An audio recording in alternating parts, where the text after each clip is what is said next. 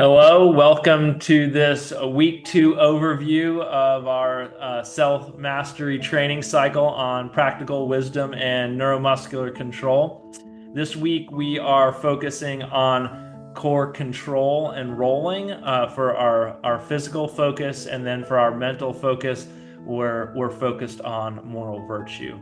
So, to help introduce this week, this module, I want you to kind of imagine a scenario. So you have someone, they go to a leadership workshop, and it's all about values. So they go in, and the point of the session is for them to reflect on their values and how having strong values will help them be a better leader. So they take time, they journal, they reflect on, okay, I have these three or four values. These are the most important values for me as a leader, for our organization, our community.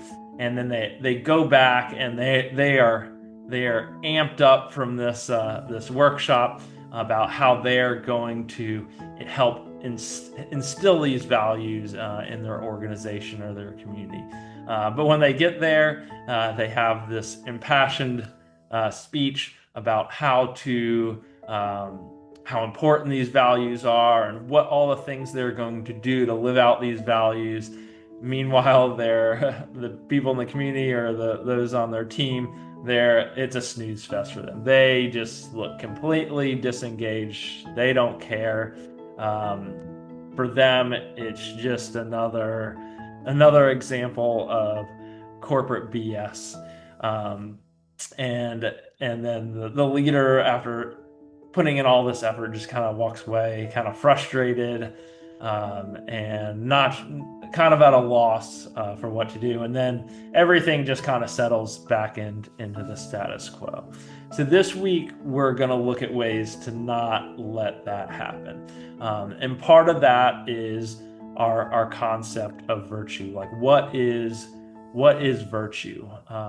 So a lot of people, and the reason why I use the word values there, is a lot of people use virtue and values synonymously. And actually, like, how it's been translated over the years is they do mean a similar thing. But if you look back at the ancient Greek, there's a term arete, which means virtue, but that's really more accurately described as excellence of the soul.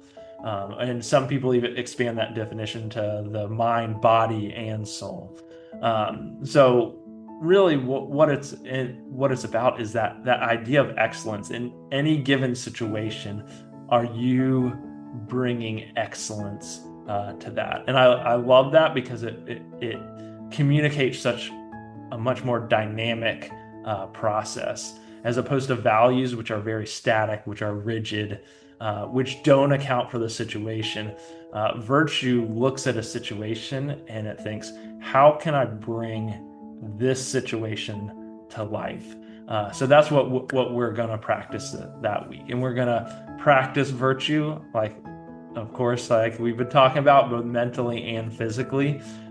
With moral virtue, we have some exercises to help you bring that into your life. And then physically, this same idea of, like, okay, how do you bring the right amount to the right situation to bring it to life? We're going to do that with our movement.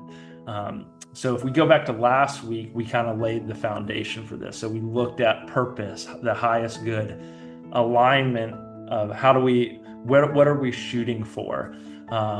And then we also looked at core activation. How do we activate our core properly, which is in another way giving us that alignment in our life. And then this week is, how do we dynamically bring that to life and start moving toward that? And that's where this idea of virtue and core control comes in.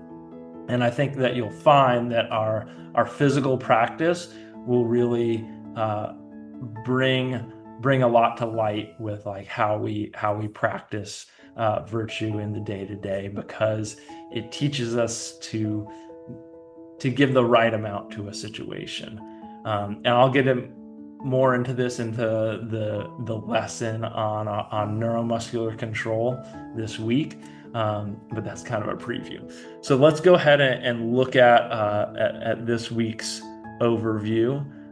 So I'm going to go ahead and share the screen here.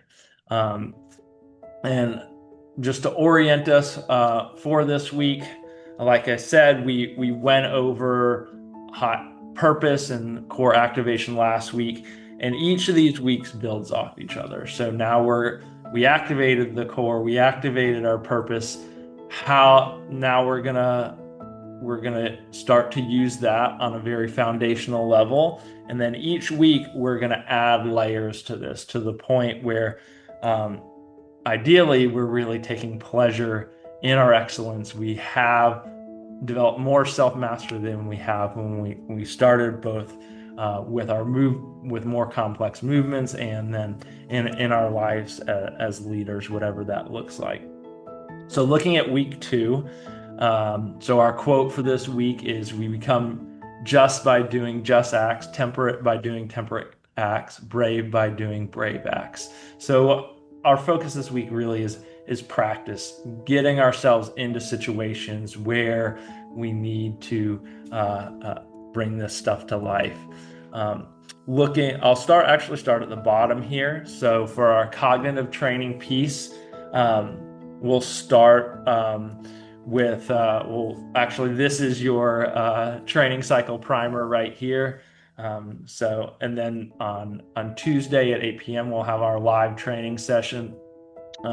We're actually going to focus a little bit on communication here. So how can we bring virtue to life through communication? You'll have a worksheet on moral virtue, developing that intentional practice. And then we have a couple short 5-minute drills on being a little bit more curious, and again, to that theme of communicating virtue.